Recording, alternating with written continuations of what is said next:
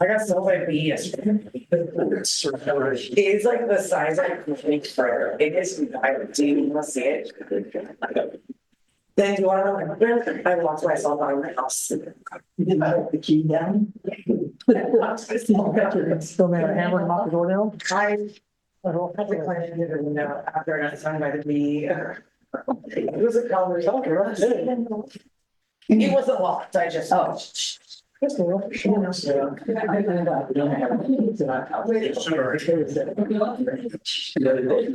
know. I'll get you out, Julie. You want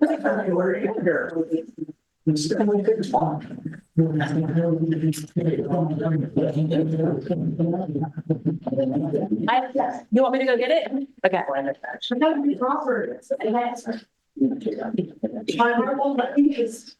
She's gonna be excited. Oh,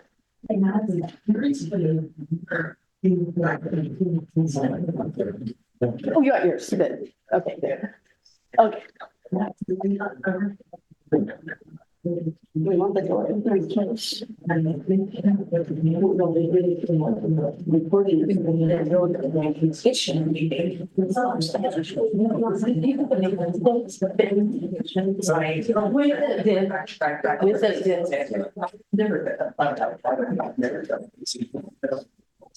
It shouldn't be. It shouldn't be.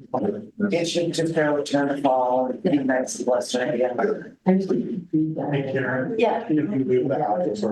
Sure. Yeah, it doesn't always happen. I know. It's confused.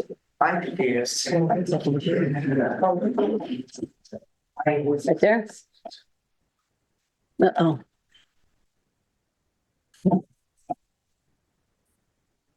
It's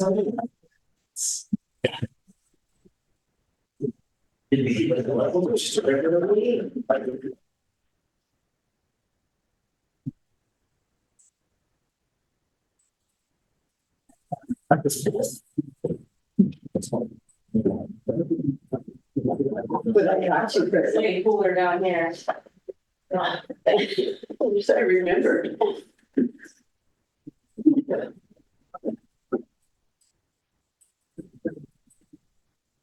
It's very good.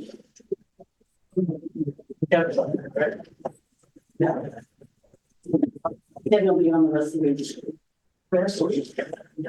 It was on the way Grant's passed away.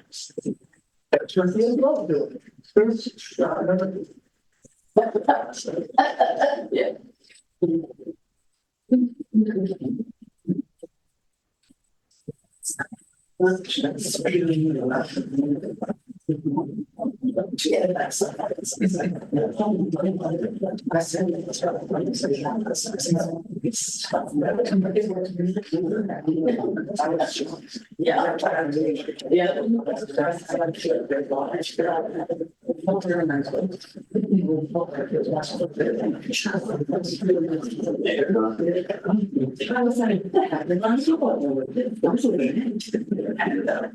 Oh.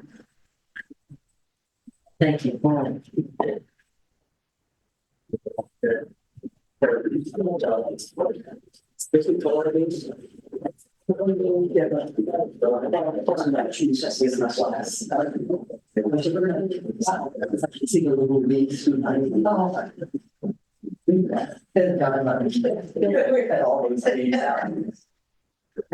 You saw the one of the burgers where we did all of like, I saw that. The burgers are amazing. I don't know, yeah. There's a lot of. Are they gonna put it in the wall? Yeah, they're gonna put it in the window, and so we did also, we did an interview and price that the rock. They're gonna put it so, no, they're gonna put it in the board. Thanks for noticing. That's like 100 people. You're not gonna. Yeah, totally. Well, I haven't read the city. It's okay. It's nothing else gonna make you. Nothing's gonna make you upset. I want to know. Timing. It's work days. I know, but that's not the way it is. It's hard for meeting on Saturdays or something. Recording in progress. They asked us for that.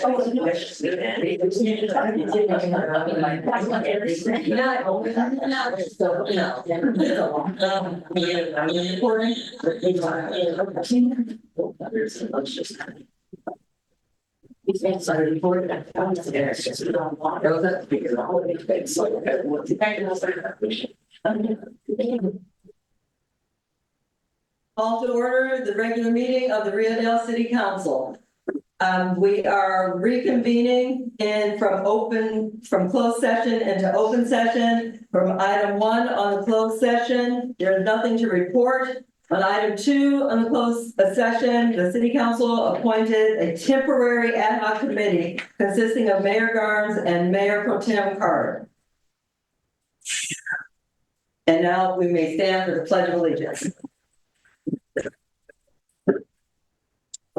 Pledge allegiance to the flag of the United States of America and to the republic for which it stands, one nation, under God, indivisible, with liberty and justice for all. Public presentations. This is the time for persons who wish to address the council on any matter not on this agenda and over which the council has jurisdiction.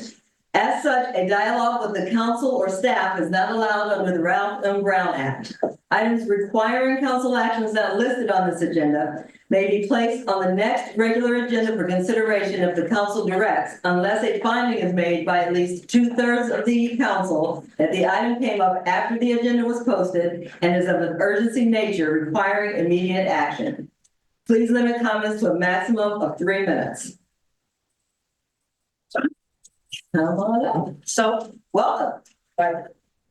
My name is Jeanette Kellerman, and I came here last session, and I wanted to come back and do this properly. I have a plaque for Crystal and the Rio Dell Police Department for going above and beyond in our community for our mental health and substance abuse people, as well as anybody else in the community, and wanted to.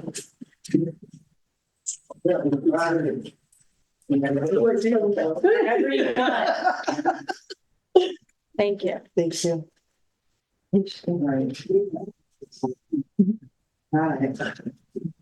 Thank you. I appreciate it. I appreciate you so much. Thank you so much for doing this. Would anyone else like a public comment? Are there any hands raised? Any emails? Then we will close public presentation and move to the consent calendar. Is there anyone on the council who would like to remove an item from the consent calendar? Yes, I'd like to remove item number 7. Item number 7, is there anyone from the public who would like to remove something from the consent calendar? Then I will ask for a motion to approve items 1 through 6 of the consent calendar. So moved. We have a motion, is there a second? Second. We have a motion and a second. Motion carries 5-0. Councilmember Wilson, item number 7. Yes, okay. A little more clarification on that. I read it that we're needing to do this 1383. If I'm reading what I read in the packet, I thought that HWA was going to actually be the one taking wood waste for the roads. Yeah, so we have an exemption from the collection activity of the materials. So we're talking about organics. For a couple of years. So we're not really involved in terms of the jurisdictions moving the material down to Dry Creek in the Ukiah area.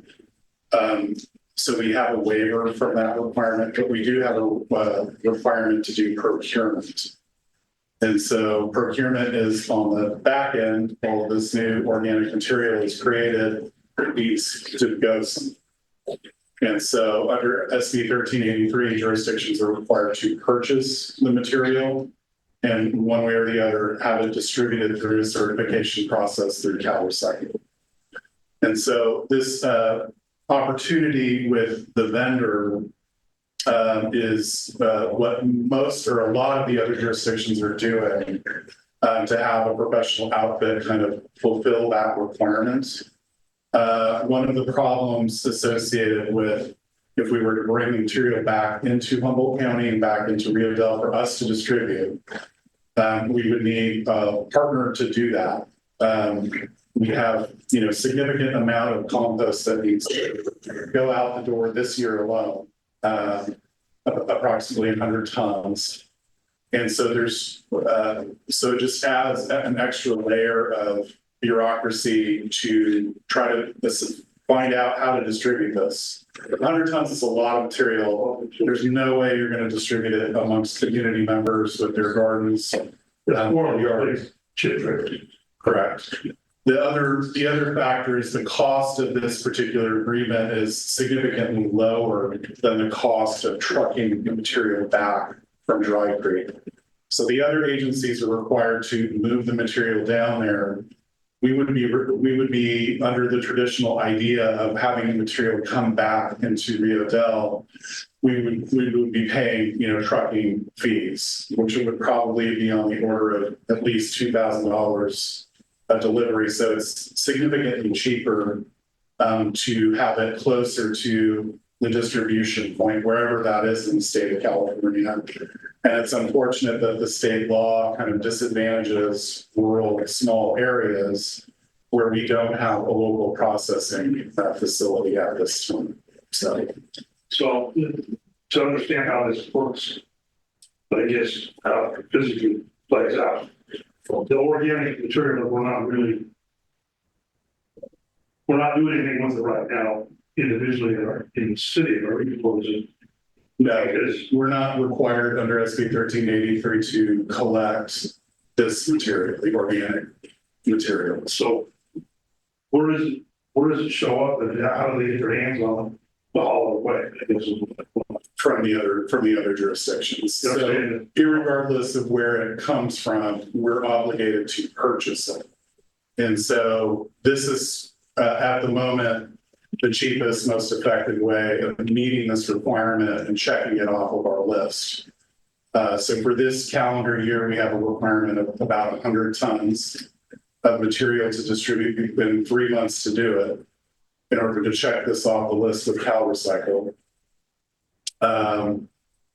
And then the following year, we have 154 roughly tons of material that we need to also distribute. So in this way, we're getting closer to the distribution point, still getting the credits and all of the certification that we've met the requirement, and doing it in the cheapest, most cost-effective manner possible. How do the citizens, how do we, I guess, authorize to identify it, that this is your organic waste flow? For me, well, do I put it in a bag somewhere or put it out? So, yeah, so again, the city of Rio Dell is not required. So we have a waiver that will have to be renewed every 5 years. And the state law allowed us to continue to file the waiver until I believe 2036. And so we are not required to collect organic materials within the city of Rio Dell to be redistributed to an organics processing facility. Again, the closest facility is in Mendocino County in the Ukiah area. So all that material that the other jurisdictions are required to collect has to be trucked physically down to that location because there's nowhere to put it in Humboldt County. And then on top of that, they will also be required as Rio Dell is to procure the material and distribute it with certification that it was appropriately distributed. So a lot of the other jurisdictions are doing similar things. For example, you might wonder how Los Angeles comply with SB 1383. they're doing the exact same thing. So they're collecting material, obviously, in a large city that then goes to these major processors, and then they can't, that would be an enormous amount of material to bring back into Los Angeles or really any of the cities. Really, the only place to distribute that would be in large agricultural areas like the San Fernando or California Central Valley and places like that. If we're not required to collect, how do they know how much we have to that song? So they come up with a formula just based off of our population that they use. So that's how there's a formula that they're using. It's not physical, it's a virtual. Yeah, it has nothing. If anything, if it was based on the actual material we collected, we should have no requirement to then purchase That's my material. But we are required to join in the purchasing the back end of this process. So it's a regulatory. Okay, I don't have to. Thank you. Does anyone else have any questions? Anyone from the public? Any hands raised, any emails? Councilmember Wilson, would you care to make a motion to Yes. accept? So We have a motion, is there a second? Second. We have a motion and a second. Motion carries 5-0. Now we move on to the reports, staff communication, city manager, staff update, page 48 in our packets, city manager. Thank you, Mayor Garth, members of the council. So staff is working to make application for the latest round of community development block grant funding, with the focus being on an infrastructure project, which would be the final ADA portion of the Eel River Trail, which the council may recall had to be removed from the projects because of inflation, and the state would not provide additional financial resources for the project to complete it as designed. So we're excited about that, but that is a pretty significant undertaking. We're working on currently the NEPA requirements and to get that application ready for the next round. We have had conversations with staff from the Department of Housing and Community Development that they're very, very interested and aware of this particular project and would be very interested in funding that. There's also been a discussion regarding some physical improvements to the police department, including evidence storage, gun destruction, and safety improvements. And Crystal's been working really hard on that. And we hope to have an item before the council in the relatively near future to put out a bid and do some of these improvements down in the police department. With that, I really have nothing else to add to the staff update, but I'm happy to try to answer any questions that the council may have. Thank you, city manager. Mayor Pro Tem. No question, thank you. are these the same gun destruction that we had council action? I don't want to say 2 years ago. Correct. There was a council action roughly 2 years ago. No action. No guns have been destroyed at this point. But there has been work, quite a bit of work to make sure that the guns are categorized correctly for destruction. Public, any questions from the public? Any hands raised, any emails? And we will close that item. Our next item is a special presentation by the County of Humboldt on the draft Regional Climate Action Plan and associated environmental impact report. Receiving file page 56 in our packet. Welcome. Good to see you. Chief, thank you, Mayor Barnes, members of the City Council. Thank you for having us here tonight. My name is John Ford. I'm joined by Megan Acevedo, and we will be giving a presentation on the Regional Climate Action Plan. So while we are from the County of Humboldt and the Planning and Building Department, we are really here representing a regional effort. This is an effort that has been conducted by not only the county, but all the cities, including Rio Dell within the county of Humboldt. Joining us in this effort has been our CEA, our CAA, HTA, HWMA. So this is truly a regional effort. I'm going to ask Ms. Acevedo now to come and give you a short presentation. Then we'd be happy to answer any questions and take your comments. So thank you. Thank you. Welcome. Thanks for being here. Hi, good evening, council members. My name is Megan Acevedo, and I'll be presenting the Humboldt Regional Climate Action Plan. Slide. So the Climate Action Plan started in 2019 with a working group that included all incorporated cities, Humboldt County, and our CEA. The original drafting of the Climate Action Plan included jurisdictional targets, which you can see in the pie graph here, which gave each jurisdiction an amount of greenhouse gas emissions reductions that they would need to achieve to reach our goals in the Climate Action Plan. The public draft of that draft of the Climate Action Plan was released in 2022, and through analyzing the measures and actions in the plan, it was found to be aspirational and did not achieve a qualified cap that could be adopted through CEQA. Slide. We have since refocused the Climate Action Plan to achieve a qualified cap, and this included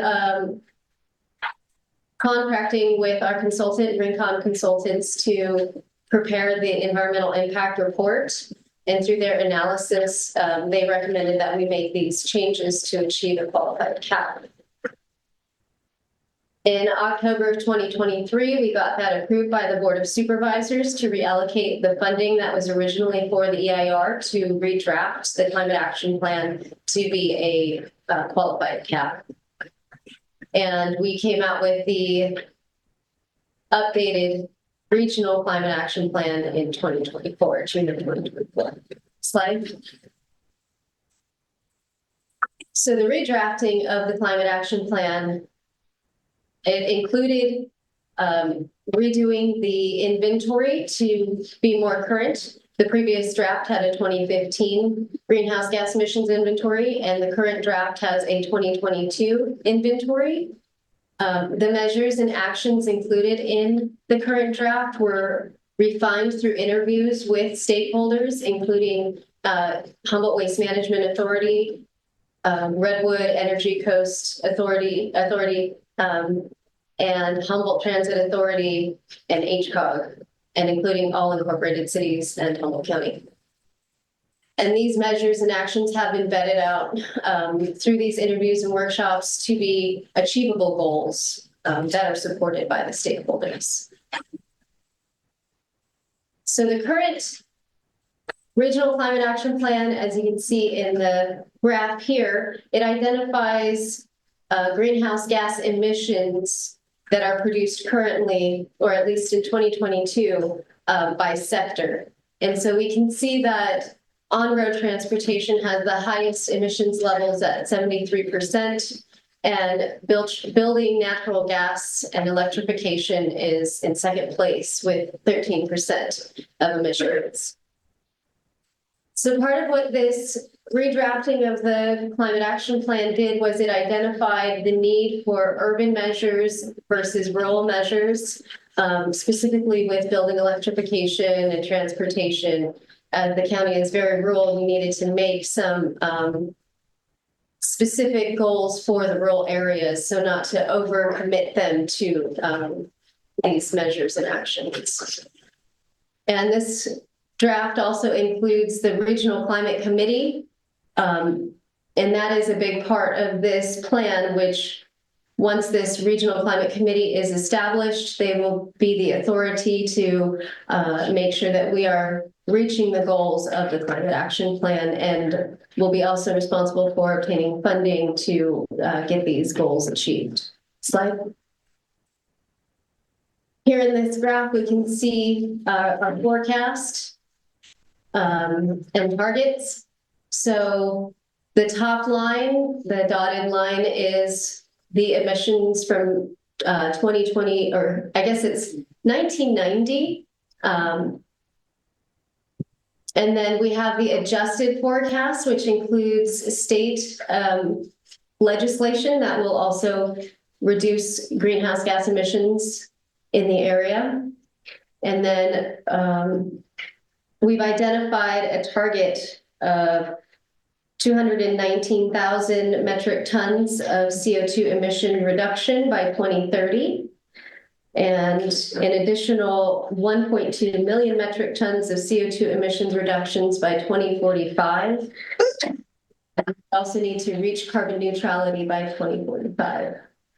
So with this draft of the climate action plan, it is a more regional approach that all jurisdictions would need to be involved in order to try and achieve the total goals.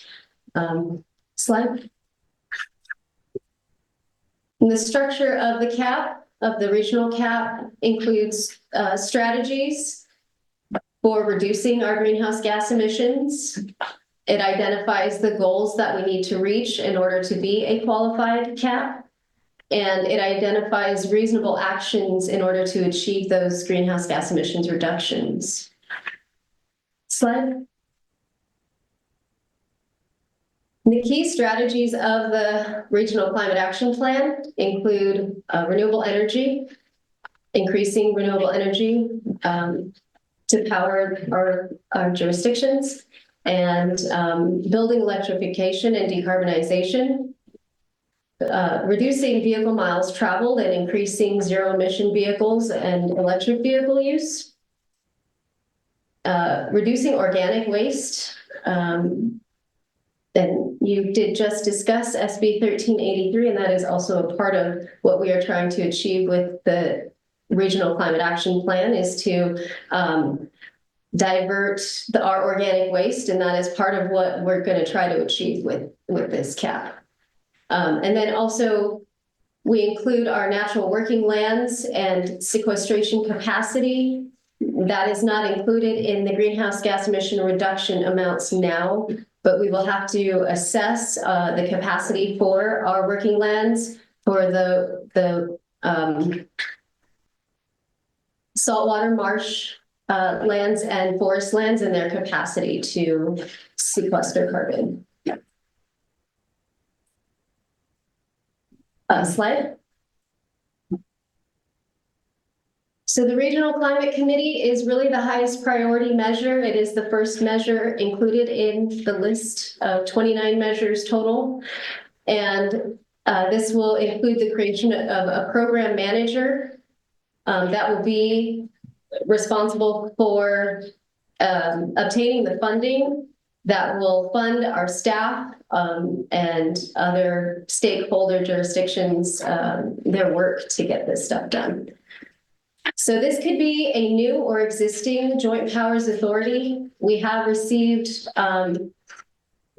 great support with using HCOG, an existing joint powers authority for this Regional Climate Committee, and they are already looking into getting that approved with their board.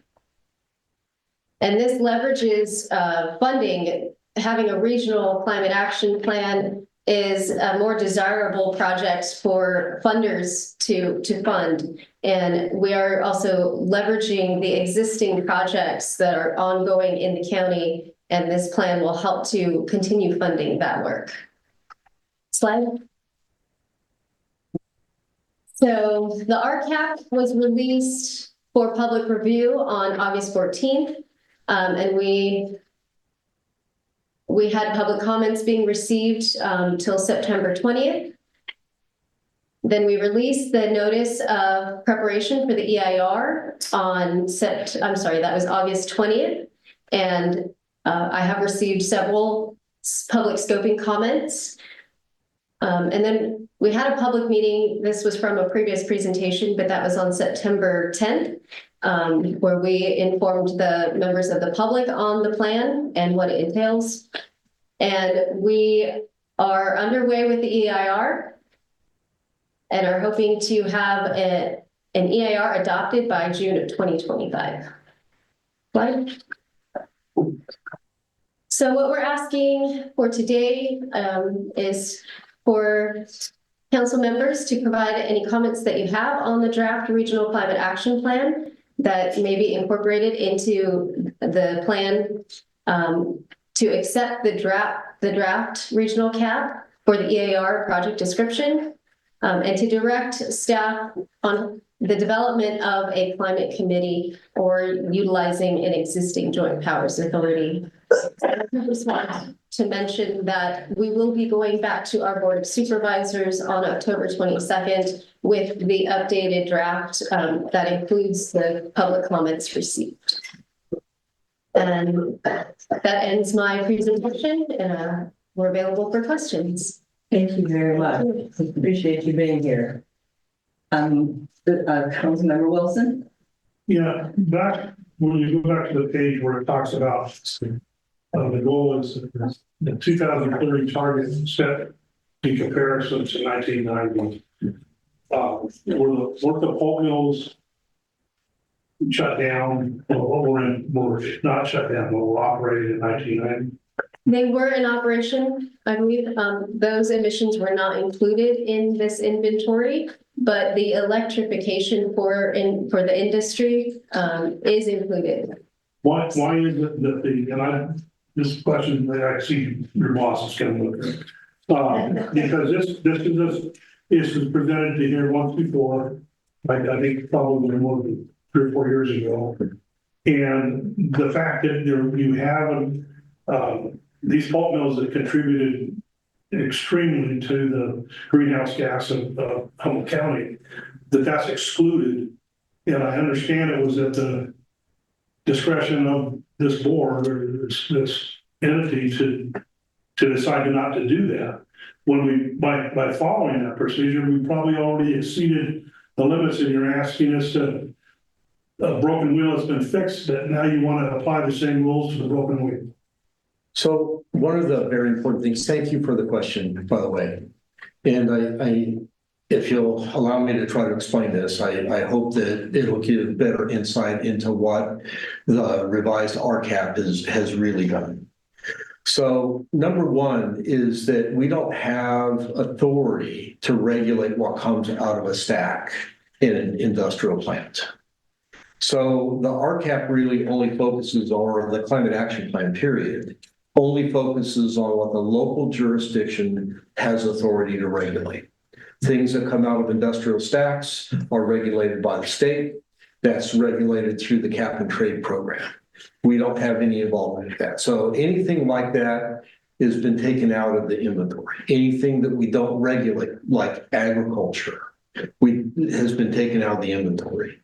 So what that has done is allowed us to develop a much more realistic baseline. And as Ms. Acevedo said, used a 2022 baseline. So it was a very recent number. And then that was backcast back to 1990. There's equations that the state accepts, acknowledges, allows to be used to backcast back to the 1990 level.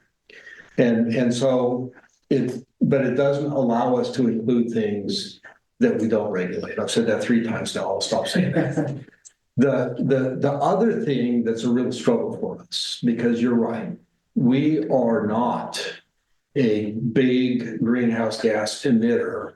When you consider, you look out the beautiful window there and you see all the forest that's out there. We are a carbon sink. We absorb much more carbon in this entire county than we emit. Unfortunately, right now, we can't get credit for that. So part of the objective of the climate action plan is to really start to study that, work with the state, work within ourselves to develop criteria by which we can evaluate just how much of a carbon sink we are, so that by 2045, we achieve that sense of carbon neutrality because we're absorbing more carbon than we're emitting. I hope that answers your question. I know it's very asked for, but I think it's important to understand how complicated the state has made really formulating these climate action plans. There's things that we get to touch, There's things that we don't get to touch. The things that we don't regulate are things we don't get to touch. I said I wouldn't say that again. I did. I'm sorry. And I appreciate your answer. And I have I've not spoken about it, but the state continually puts requirements on, particularly the rural. The system isn't geared to deal with the rural people for everything. From HWMA on there with the CRV and all of this different things that have been done, 1383, same kind of deal. And so they're constantly asking the rural communities to fix something that's beyond their control to fix. It's not broken, like you said, the amount of greenhouse carbon that we absorb, as the fact that the forest isn't harvested near as what it used to be, and it's doing its job. But yet we're continually being asked, and on your end, probably more because it costs county money to staff the people to do that. And so I just want to enter that comment that it's discouraging the candidate to say doesn't really pay attention or really respect or mitigate the rural communities that we are in a big portion of the Northern California, which is not considered Northern California. We're Northern California. Comments absolutely accepted, respected, and understood. So Thank you. Thank you. Thank you, Councilmember Wilson. Councilmember Hall. No questions. No questions. Thank you, and thank you for that explanation. Really, it clarified things. Big deal. It's really appreciated. Thank you for coming and making the presentation. We appreciate you. thank you very much. Thank you. Was there anyone public comment, any hand raised, emails? And again, we will say thank you, and we will close that item.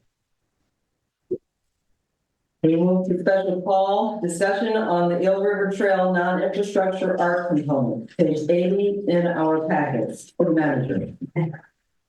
Thank you, Mayor Garnes and members of the council. So as the council will recall, the city was a recipient of a Clean California grant. We actually received two of them, one for our Gateway Improvement Project, and then also for our Eel River Trail, which is currently under construction. So in the trail document, in the grant requirements, the city has a number of kind of non-infrastructure items that are a requirement of the grant. And so part of this component, and by the way, non-infrastructure components of large state grants are very, very common. For example, under our last big state project, the Active Transportation Plan project, which reformed the north end of Wildwood Avenue, have requirements for the city to specifically work with the school district on bike education, bicycle safety education. So in this case, because this is a beautification program in the state of California, born out of sort of a period where the state had some surpluses, this is more beautification oriented in that part of the grant requirement is that the city install a piece of art in the project location for the Eel River Trail. Part of that requirement includes some various requirements, including square footage. There are some other requirements in the grant, including bench seating, items like that. And so part of the strategy moving forward, as devised with RCAA and staff, is attached to your packet. So the location that we're talking about is really on the Edwards Street side of the trail project, immediately after the yellow gate.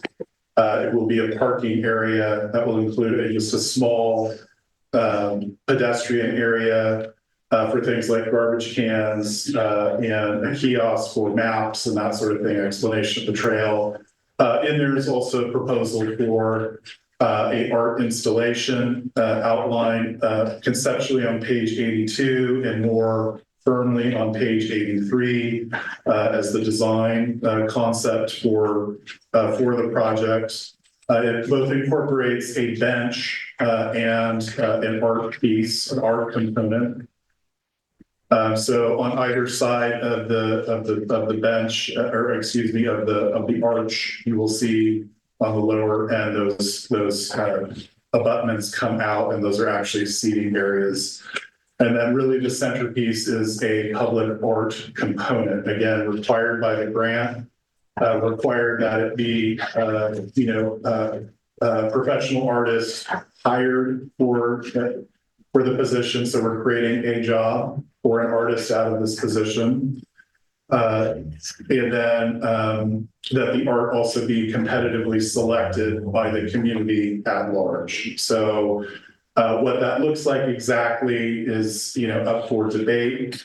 But generally, the idea, we can talk a little bit about that. There's a handout here from RCAA that outlines that a little bit more in terms of what the selection process would look like.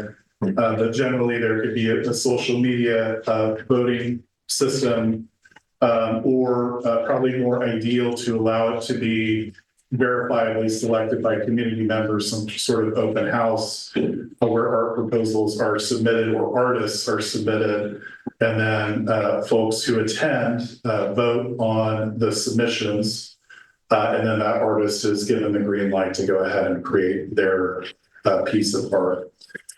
So again, this is just one component of the overall trail project. Obviously, the vast majority of what we work on related to this trail has to do with the actual physical infrastructure, working with the contractor on the project.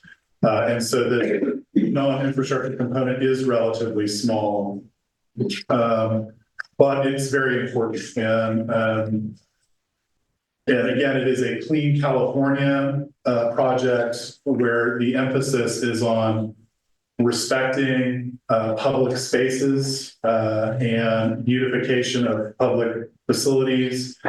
And really in Rio Dell, one of the best public facilities available to everybody is really the river bar, the river, and hopefully our new Eel River Trail will be a great addition to that. So on page 84, and then also just a handout that was provided to you, are some concept examples generated by Community Action Agency as the conceptual final kind of implementation of the archway. All of the pieces of art are, won't appear as they do here. The centerpiece again will be competitively selected amongst the community. And then the side component, just to absolutely make sure that, we are involving the school and the children in this project, was a concept developed by Denise Newman, who's on the line, for us to have an installation of art tiles. The art tiles, this portion of this is not actually required in the grant. But we wanted to incorporate this as a way for local school children to be involved in the project and to kind of put their stamp on the facility and the overall project. And so the idea are art tiles where students are individually allowed to pick amongst a catalog of, say, creatures native to the river. So it might be mountain lions, bobcats, butterflies, bumblebees, salmon, or plants for that matter. And then without, totally directive drawing them, having the children go ahead and draw those animals, draw those flowers, draw those things, and be able to put their name on the corner of the tile. In theory that, 20 years later, they come back down and find their tile on the art piece. So generally that is the concept moving forward. You can see there are some other ideas, potentially on the bottom of page 84, you see, well, a real simple, straightforward project, not involving tiles and artists to that we would have to hire to work with the students to do their artwork and then putting it in a kiln and all that stuff would be just handprints or whatever. But, the tile situation seemed to be most appropriate and the best value to have kind of a long-term facility that hopefully would be free from graffiti, but also easily cleanable in such an event. And then the other thing that we had talked about with the centerpiece of it potentially being digitally copied and printed and hung in the location as opposed to physically painted onto the surface, so that if there is future vandalism, it's as simple as taking it down, replacing the digital artwork, and then placing it back up. And so there's super high resolution, imaging that you can use to, a painted artist or a digital artist or whoever, we could have that reproduced for the site. So with that, and I don't know if Denise Connors is on the line. Denise, you'll have to unmute yourself, but I don't know if you have any other comments before we turn it back to the council on that.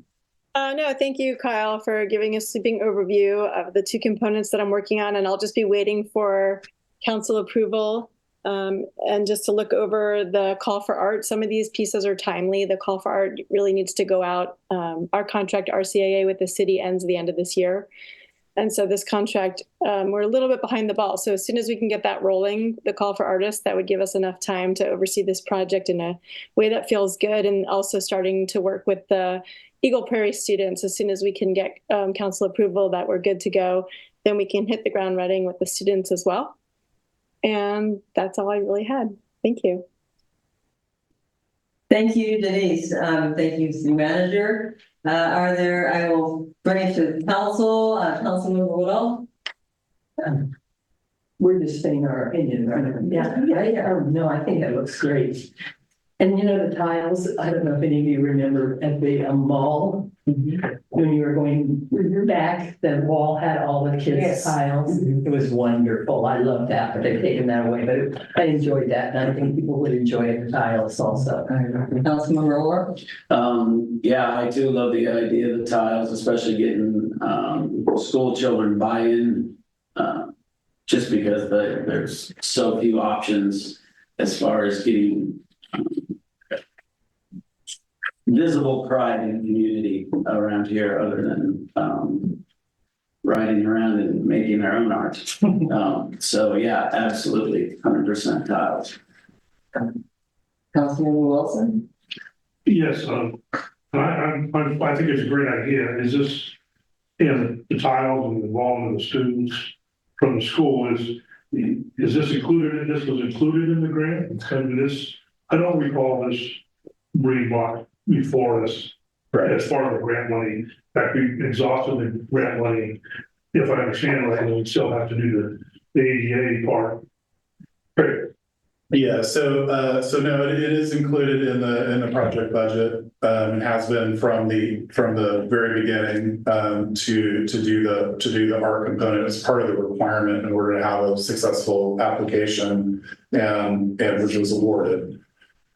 So as the council will recall, the ADA portion, the far end of the trail had to be kind of lopped off of the project because it was way over budget, and that would have put at risk this portion of the project, or made it very, very simple and not quite as robust as this. So by lopping that portion of the project off, and hopefully we'll find other grant funding to complete that portion project, we actually have, we will probably at the end of the day be returning some of the grant money to the state. So there's no budget issue related to this artwork. It's going to fit within the project budget and be reimbursable, and it's a requirement of the grant. Terrific. Mayor Pro Tem? Yes, I really like the idea of the tiles. Just enough direction, but not too much, so it looks nice and uniform. I do not like the handprints. I just want to go ahead and say that. The tiles much more than I like the handprints. As far as the center art is concerned, I would much rather have a good old fashioned in-person public forum than, I don't know, a social media thing. Let's get everybody in here, serve them donuts or something and get them to, I mean, I want there to be that kind of in-person community engagement, not just like this kind, you know. That's my take, but that's it. Thank you. I think that's reasonable. Can I respond to that, Amanda? Sure. In the call for art, and you're welcome to, feedback is welcome, please. But the way we have it right now is that artists will submit some of their original work and then a narrative of how they would fill this space specific to the themes that we were seeking. Then as one potential, there'd be an internal committee of just a handful of people who would then distill that down to the top 3, say. And Sure. then that top 3, we'd ask those 3 artists to flesh it out and to do like a 30% conceptual design. And then those 3 would be voted upon by the community in whatever forum or format Rio Dell it feels is best. So that's something that's up for discussion of that process. But that way we have 3 that have been distilled down that represent different art styles or different, takes. And then we select one, and then the other 2 are given a financial award for their time. And then we select that one. And so that original piece of art is something that could hang at City Hall, and then we would do a high resolution scan reproduction of it for this project, and merch. You can make some hats and some t-shirts and whatever you want to do with the artist's permission. But so that was one idea. So when you have a chance to look through the call for art, some of the fine details are in there. And for those folks that are interested in being a part of this process, I would love to hear your feedback. So. Thank you, Denise. Yes, whatever the process is to narrow it down is fine. We actually already have a beautification committee in the city, so there might, we could form a new one, or we can use the one we have. But I do just, I like a good public forum. Together, Yes, in person. in person. That's it. Thank you. That's it. Okay, and I'm excited about this. What I wonder, and it might not be possible because it might be too much to do, but I wonder, is there a way that we can reach out to the children of Rio Dell? I know the school, but there are a lot of kids who go to Scotia, there are kids that go to Hydesville, children that live here in this community and would like to be a part of that. Is there any way that we can actually reach out and ask? And I don't have the answer to that question. That's why I'm asking it. Is there a way that we can reach out to more of the children of Rio Dell or their parents so that they can reach out to their children and expand it beyond Eagle Prairie, same age range, but for the kids who live here, who have pride here, who want to come back and see their thing here, but through no fault of their own, it's basically their parents' decision, they go to Scotia or they go to Hydesville. Is that, or Fortuna, is that something that can be done? If it's not, it's not, but that's my question. If we do 2-by-2-inch tiles, we can invite everybody. It's a limiting factor of space, but I'm open to any suggestion of the size of the tiles and how many we can fit in that space. That's the limiting factor. Certainly the day that they pour the concrete, if it becomes a community event where kids get to go put a handprint in, I've seen that done before when cement's being poured. So that's a possibility for that. But as far as that space, I'm willing to do whatever you'd like to see to fill that space. We do have a, limiting factor of space. Right, absolutely. I totally get that. Crystal's got her hand. So in total, we have about 320 kids combined between Monument Middle School and the elementary school. So that's the numbers we're working with there. Okay. And if your question, are you concerned about like the inter-district kids who actually reside in Rio Dell and That's my question is, the kids who live here through no fault of their own, are they going to Rio Dell Well, School? so if we're talking about Rio Dell kids who are inter-district in other schools who we'd like to see their art displayed, we can contact the principal. They know who all the inter-districts are because they have to get forms to be inter-district and they have to be approved. So we can draw those kids in and see if they do want to participate. I don't think it would make our numbers that much higher, but our numbers here locally are 320. I don't know how big the tiles are, but. Well, and I think just, and maybe Denise can chime in on this, but I don't think the intent was for, all K through 8 or Okay. K through 12, but, age appropriate selection, but I don't know if Denise had any other comments on that. Well, we worked with Miss Kaiser's class last year and Mr. Molyneux's class, and they were the trail stewards. And for some of you that came and joined us at the Eel River last year, we did a little outreach event where the students became naturalists and led different aspects of the natural and cultural history talk. So that was the classroom we were going to follow up with. They've learned a lot about the Eel River habitat and environment and natural cultural history. And so those are the ones that were going to be selected for this tile. But I hear what you're saying, Deborah, and I get that as far as it almost seems like putting it out there for kids who want to submit art and, almost making that not a competition too, but just whoever wants to submit it. What if all the kids in Miss Kaiser's class don't really want to submit art? Now they're forced to, but there's other kids that would have been invited to do so. So let me think about that one and see how we can make it more inclusive. I think that's a super important point. And I was thinking, I didn't know it was going to go K through 8. I thought Eagle Prairie, which is not K through 8, it's more narrow, isn't it? Miss Kaiser's class is the fourth grade. Yeah. So that's what I was thinking, whatever age group you were going with, if those children in that age group go to another school outside of Rio Dell, but live in Rio Dell, then that's what I was thinking. They could be included if that was a doable thing. But think about it. I have something to say about that. I think there's potential for other art projects down there too. I mean, all of Edwards Avenue is super prone to graffiti, as we're all aware. So I do think there are other things we can investigate that maybe aren't the specific tiles, but could be other art projects that would then include other people. And I know this person who'd be really good at recruiting for stuff like that, and our solution is right there. But anyway, just throwing it out there. I do think we have some walls that are prone to graffiti that maybe we should think about doing our projects on. The green wall. Yes, So- and then maybe recruiting other kids for that. So is the action is there any public comments? Donna, go. Yeah. So a couple notes that I made on this. Do I have to come up here? Yes. Yeah. And identify yourself. John or Jonathan Brodier. Okay, so but first thing is, how much money is available in this that you're doing? No. For the art?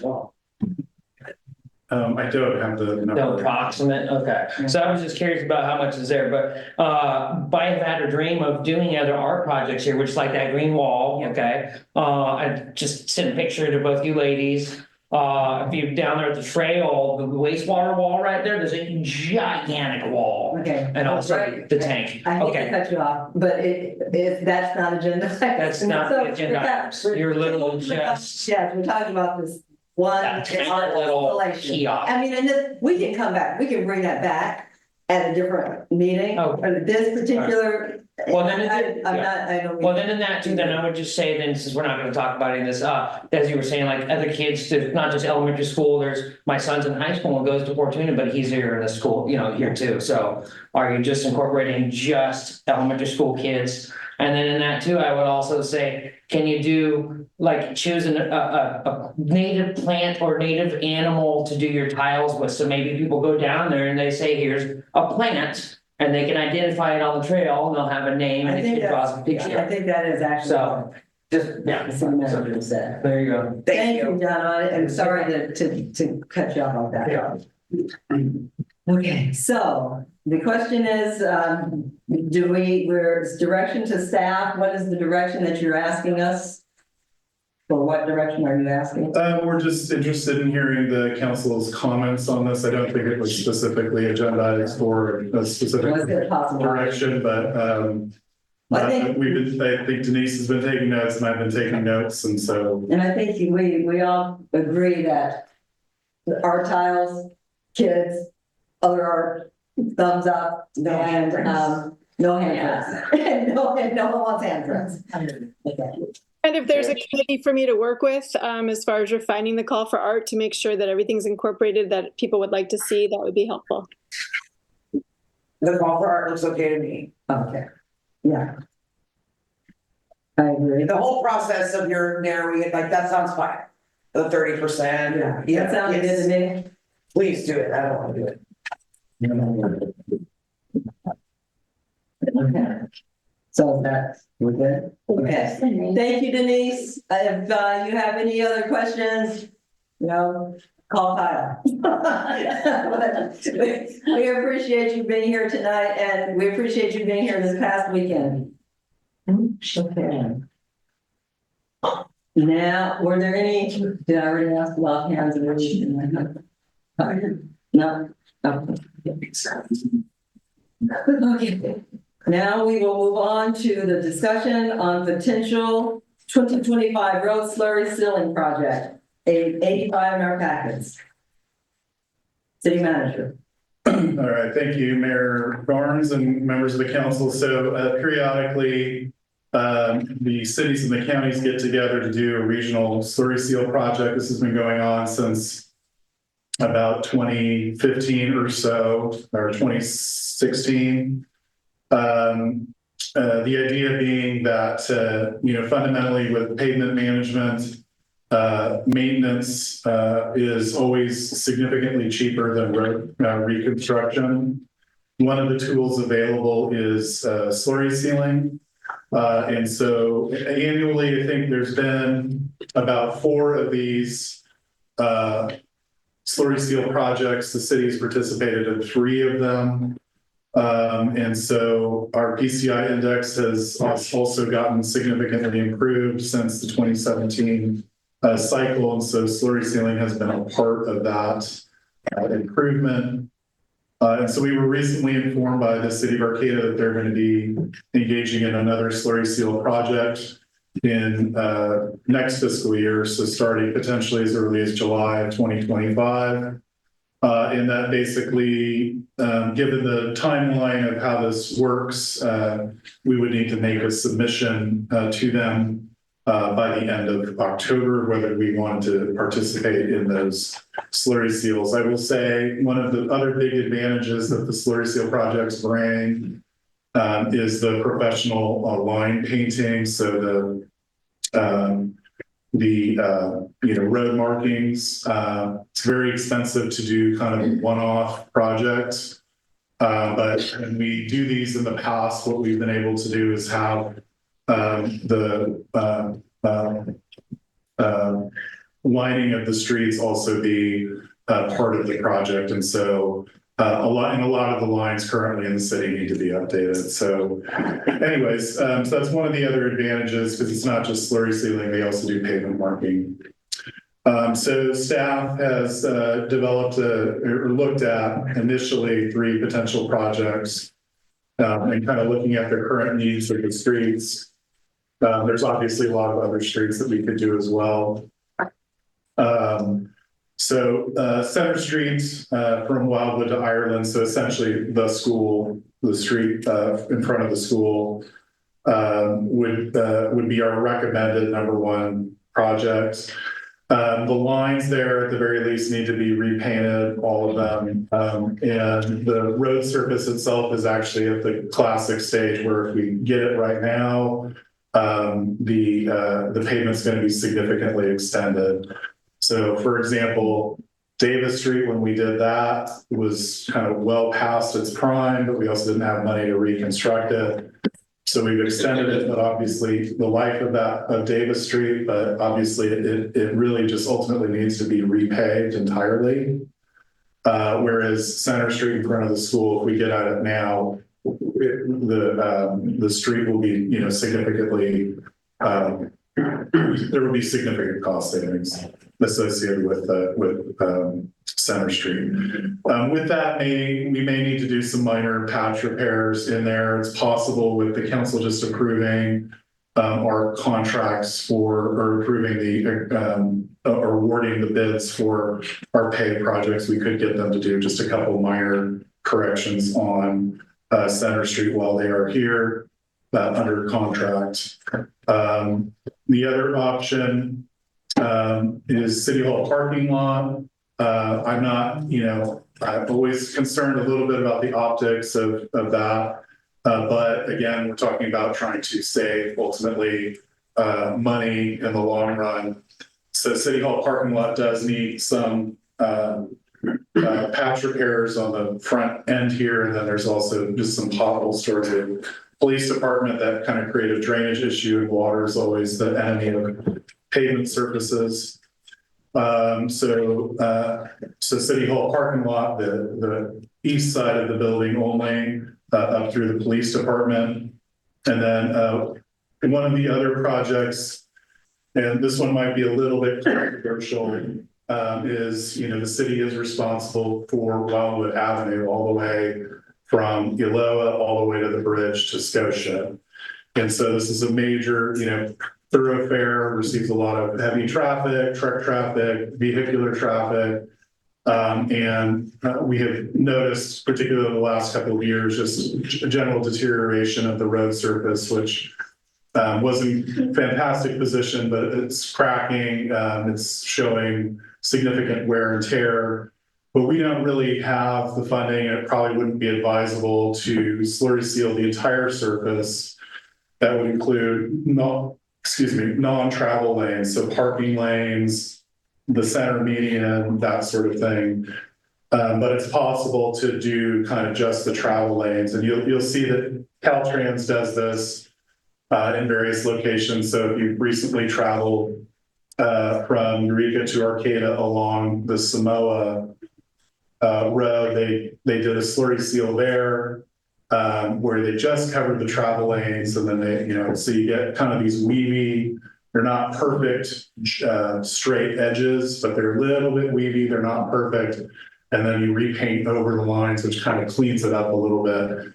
But that, could be seen as a little bit controversial, just because aesthetically, visually, you'll have a road surface with some different gradients of color. With that, we would recommend hiring out to do crack sealing prior to the work. And then depending on, the material that's left on the surface afterwards, it's possible that the crack sealing shows a little bit through the slurry sealing. So it won't, necessarily be the most perfect aesthetic finish, but it would extend the life of that road and thereby saving cost to the city for the maintenance of that main thoroughfare, which really should be the number one priority for road fund expenditures. So with that, those are the three projects we'd like the council to consider. The 2 and 3 are kind of optional if the council would like to do it. We can make it happen. Number 1, I think though, while we have this opportunity to scale and have all of these other bids lower our price and have Arcata kind of take the lead on running the administration of it, that we might as well get Center Street done while the iron stops, so to speak. And then I don't know if Randy has anything else to add before we turn it over to the council. I concur with all 3 options for the most part. So yeah, Center Street definitely needs it. City parking lot definitely needs some maintenance. There is the optics of spending money at City Hall, but it needs it. Otherwise, you're going to be repaving and it's going to cost you a lot more. And while with that, that's a judgment call as far as aesthetics go, as far as I can see that. So I agree. The other thing I would just add, these are real rough cost estimates. So we can do a little bit more of a deep dive on cost estimates if the council would like. But again, if you were to resurface all of these streets, it's significantly, it's on a magnitude 15 times expensive. So when you're talking about the lines that need to be updated or painted and how that's included, is that just for the streets that they're paving? No, so what we did, and what we've done each time is we've expanded the line markings, because it's thermoplastic. There are no contractors here really locally who, in my opinion, do it well. And if you do it well, it lasts like a really long time. If you don't do it well, it might last 12 months. And so, we've actually hired out independently on past projects to have the lines done, and it's never really worked out. And it's always been incredibly expensive.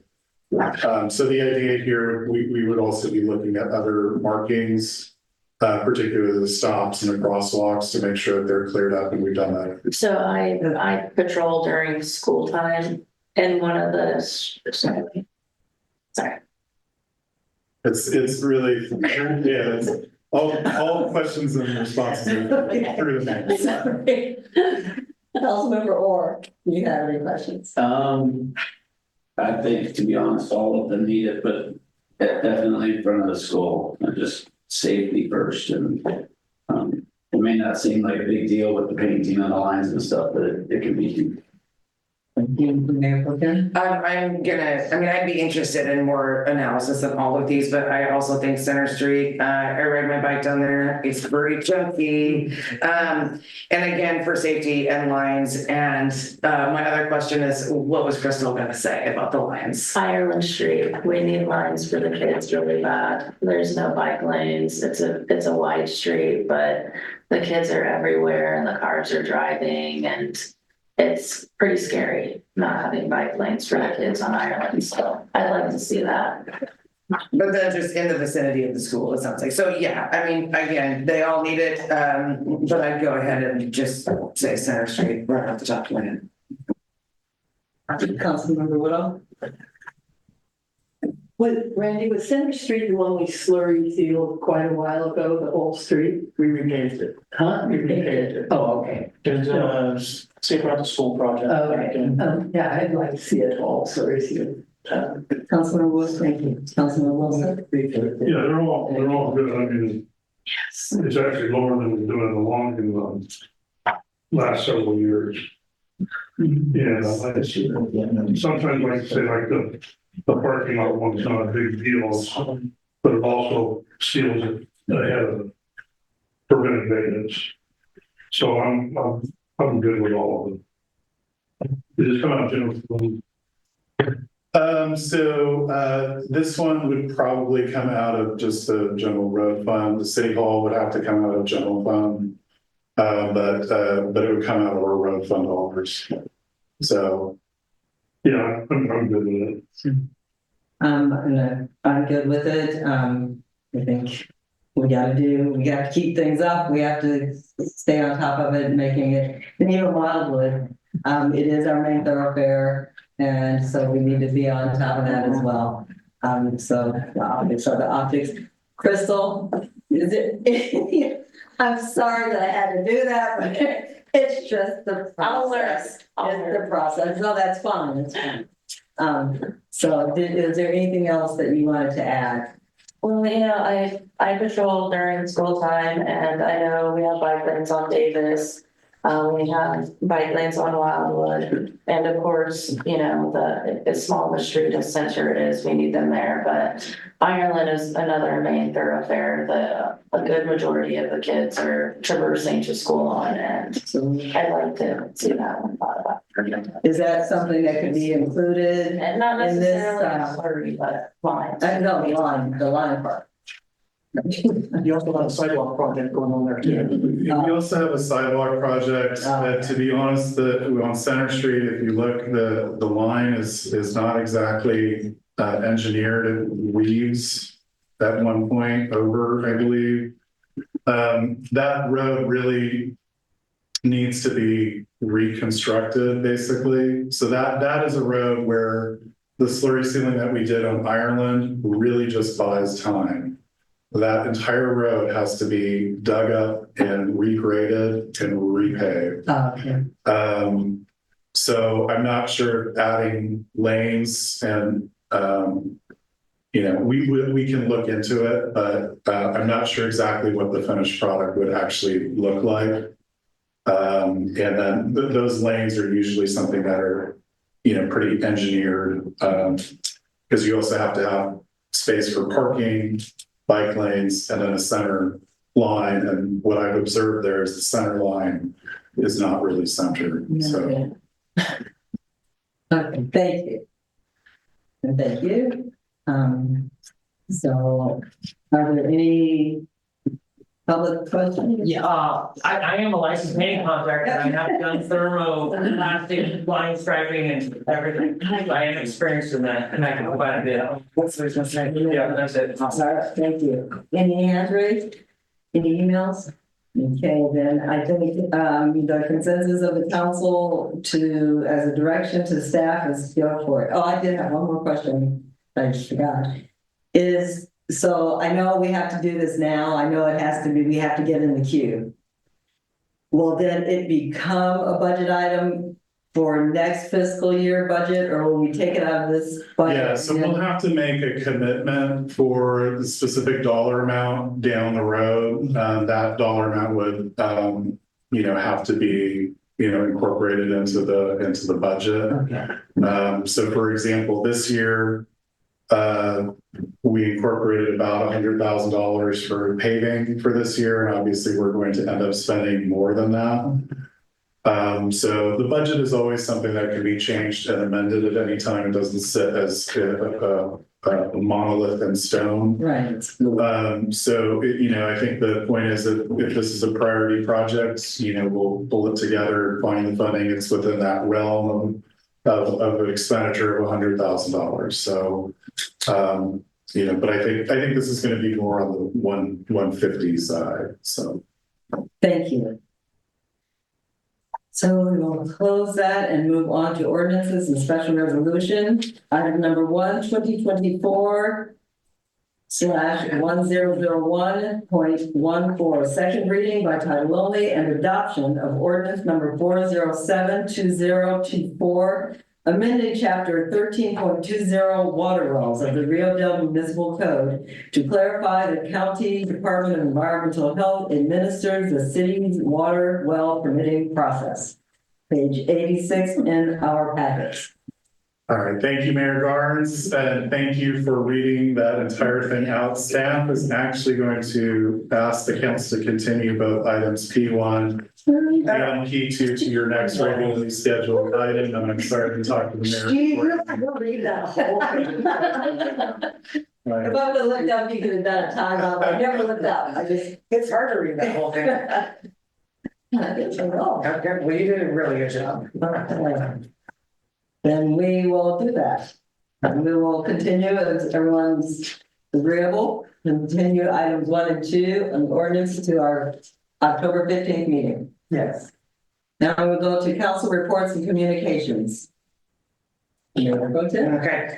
I attended a COAD board meeting yesterday. That's the Community Organizations Active in Disaster, led by Nick and Bob Crawford.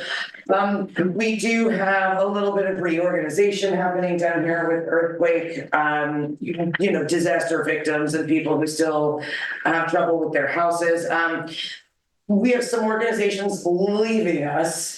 So there's some reorganization happening to try to figure out what to do with those folks who still are struggling with this. I do highly recommend anybody who can attend the quarterly meeting. That's October 16th at 3 p.m. and it's always on Zoom for an hour and a half.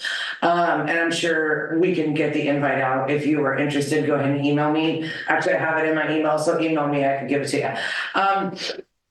Just to get a little bit of update on the way that disaster earthquake response is going to change a little bit in the city of Rio Dell. So there is that happening.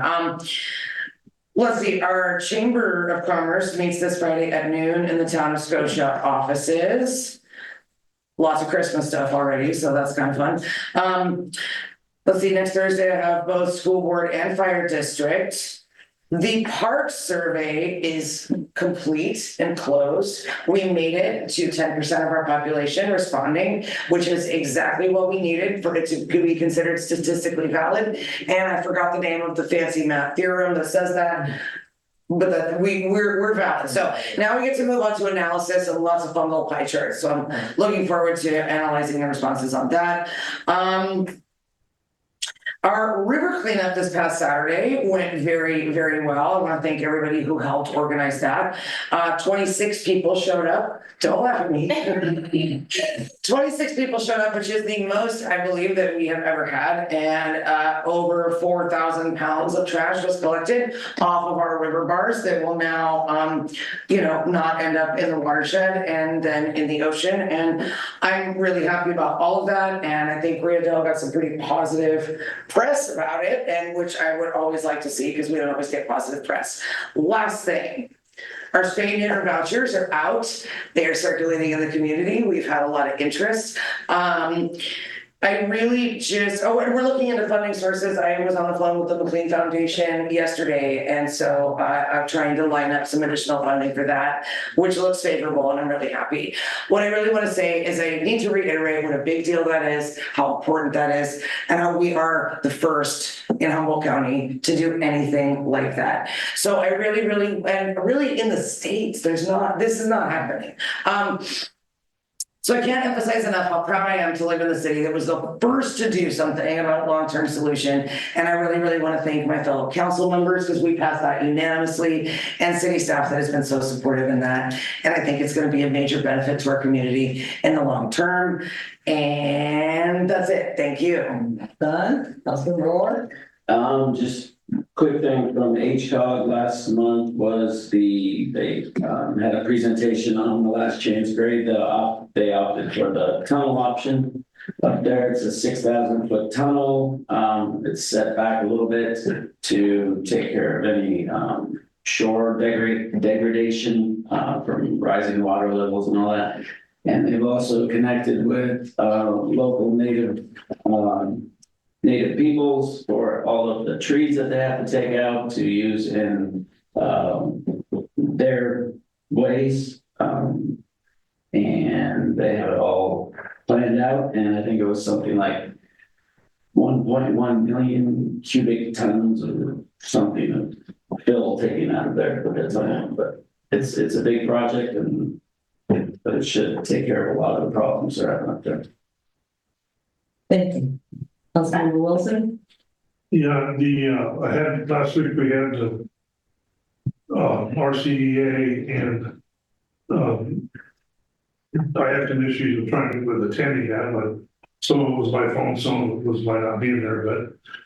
But one of the issues that was big on the docket is this. This is another one of these state deals. The Daniel Canyon, which is the last nuclear power plant in California, was scheduled to be shut down probably in the process of now. Now it's going to go till 2030. And the reason for that is because they don't have enough electricity to run the state of California. And so in that process, PG&E got a $1.3 billion loan from the state of California in order to upgrade and secure the operations of Daniel Canyon. And so in that, it's not just RCEA, it's everybody in the state of California pays that back. And how you pay it back, you will not see a statement on your PG&E bill or RCA bill, which is only the power portion, not the distribution lines, but it's the generation part. You won't see something on your bill that says Daniel Canyon, this is your part.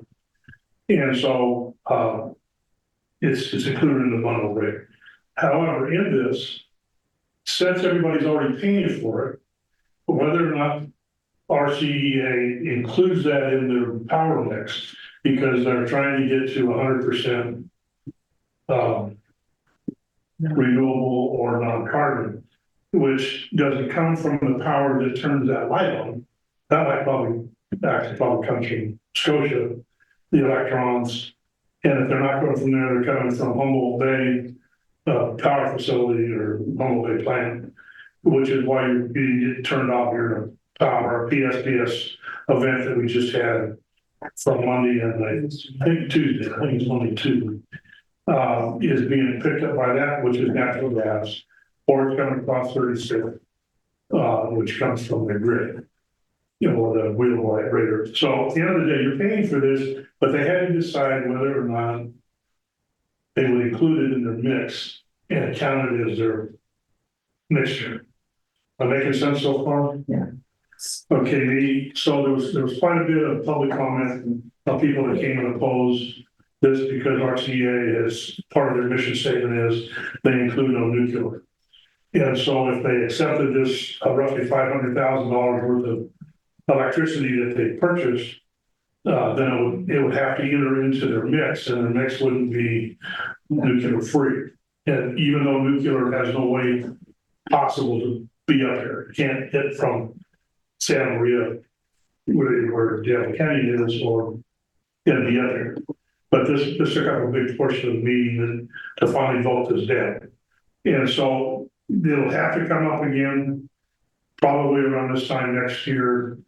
And one thing I'd like to have is that we bring the RCA people down here, maybe as a presentation to explain, you can do better than I can, explain this to what you're buying and not getting, and then they'll vote on it. And I'm sure they'll vote it down because but what I want is rather than Councilmember Wilson being the one that makes this decision to say I'm going to vote one way or the other on an issue that's a lot more sensitive locally than I realized. I would like the consensus of the council at that point with an explanation by a smarter individual than me to explain it so that the council I can say, well, the city of Rio Dell by such and such a decision says yes or no to whether or not we give the money, the power that you've already bought in them that you don't really use. Anyway, that's all I have to say. Does not, Southern Cal Edison doesn't know the applicant? They could. No, I think it's PG&E. I have to look it up, but I will look it up. But because at one time I have I have an opportunity to go through the applicant, and I didn't it didn't come about. Who owns the applicant? PG&E or Southern California Edison? And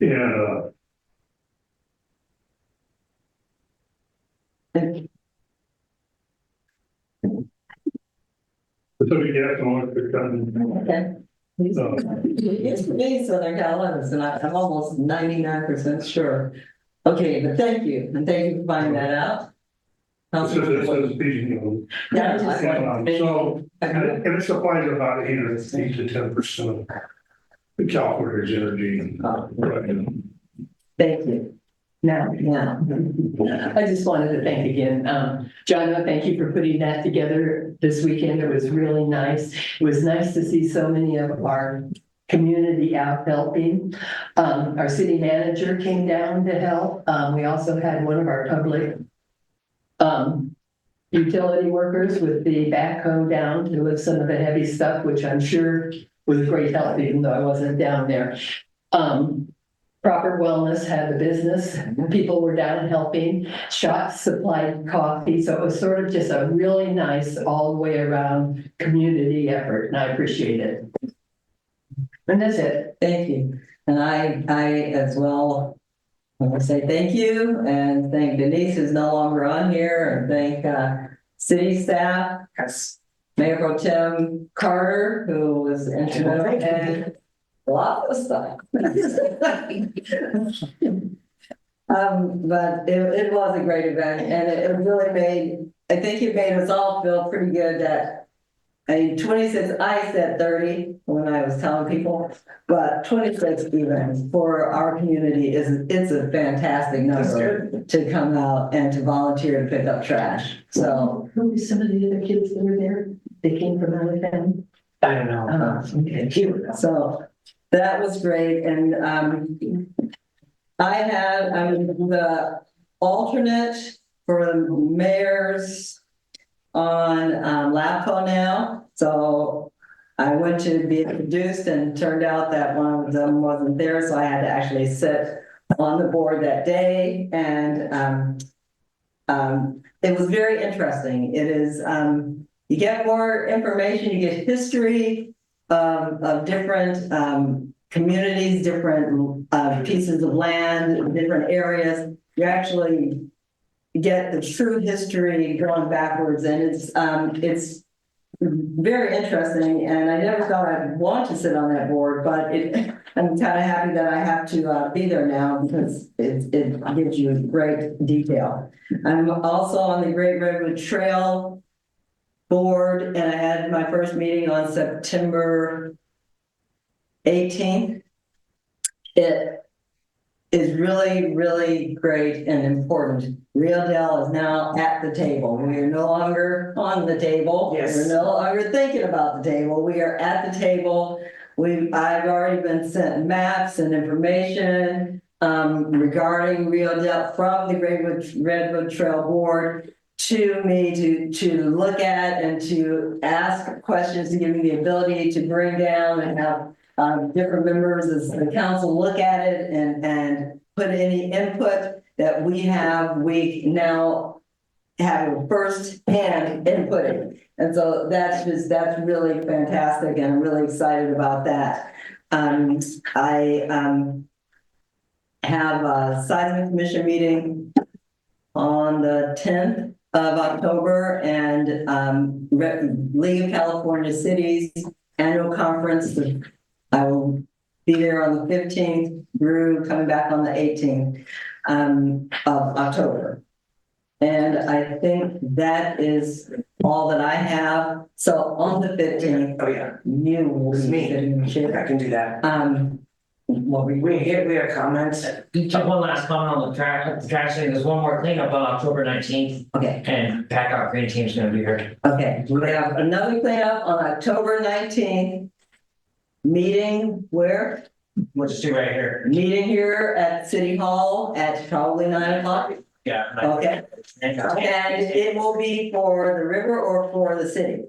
In For the general. river again, yeah, we need to finish. Okay, we need to finish up that. So October 19th, everyone who's listening and everyone we can pass that on to, an additional cleanup on October 19th, meeting at City Hall at 9 o'clock. Oh. And I think that's it. There is a motion to adjourn. So moved. Motion, is there a second? Second.